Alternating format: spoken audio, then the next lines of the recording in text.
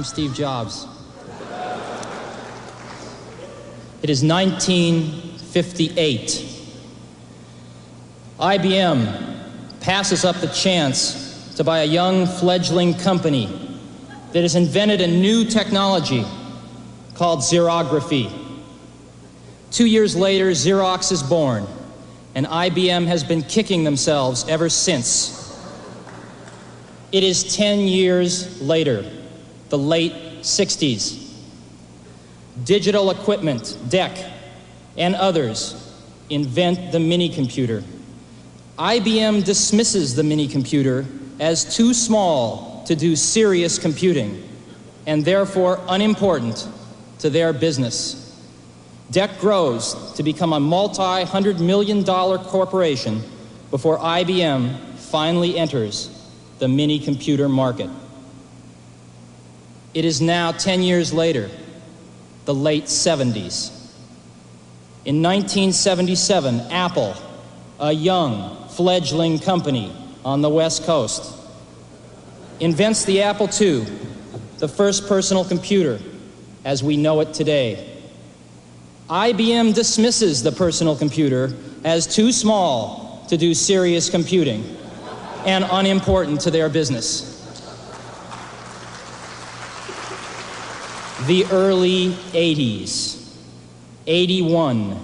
Apple II has become the world's most popular computer, and Apple has grown to a $300 million company, becoming the fastest growing corporation in American business history. With over 50 competitors vying for a share, IBM enters the personal computer market in November '81 with the IBM PC. 1983. Apple and IBM emerge as the industry's strongest competitors, each selling approximately $1 billion worth of personal computers in 1983. Each will invest greater than $50 million for R&D and another $50 million for television advertising in 1984, totaling almost $250 million combined.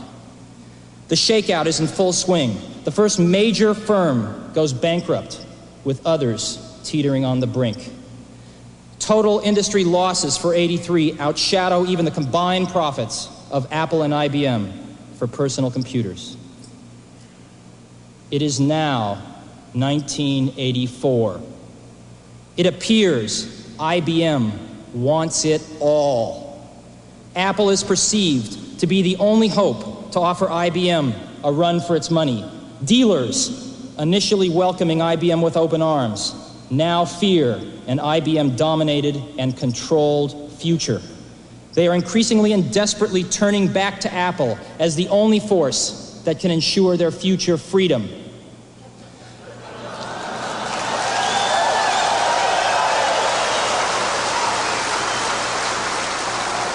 IBM wants it all and is aiming its guns on its last obstacle to industry control, Apple. Will Big Blue dominate the entire computer industry? The entire information age?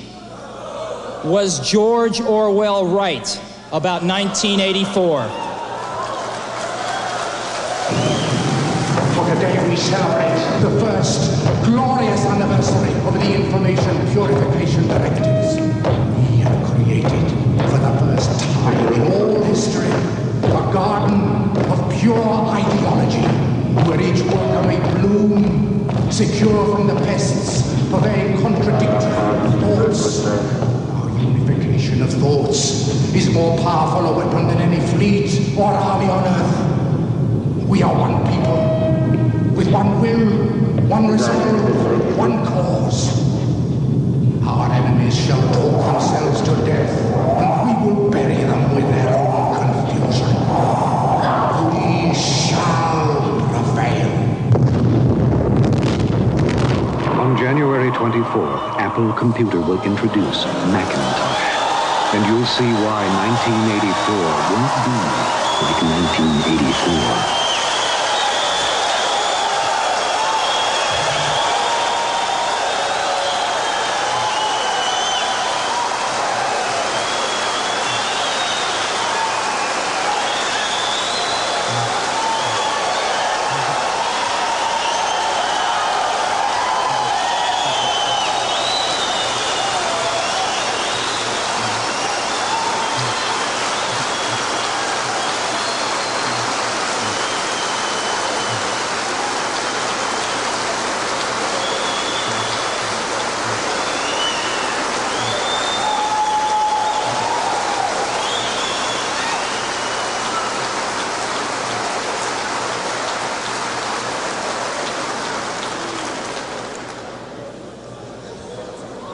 That ad is going to run 1 week before Macintosh is introduced.